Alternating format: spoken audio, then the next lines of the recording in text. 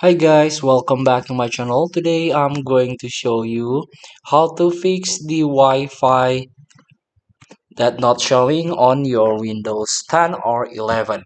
Sometimes, especially in Windows 11, after you update the Windows, this Wi-Fi option is not showing on the toolbar. So you cannot use the internet because there is no connection on Wi-Fi. This is like a bug.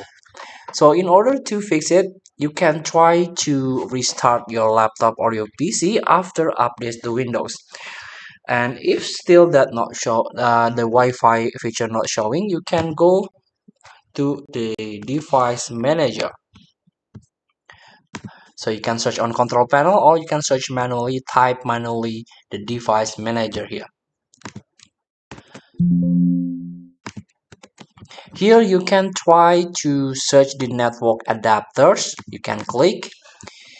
Here there is a Intel or Realtek. So choose the Intel Wi-Fi. This is the code of the driver.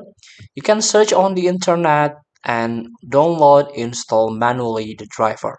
Or you can try to update driver manually.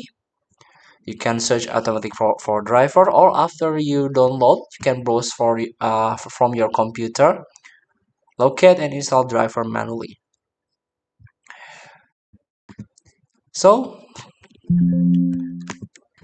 there is another way. You can click action and add legacy hardware here. You can click next and click install the hardware that I manually select from list. You can click next and try to search your Wi-Fi adapter here.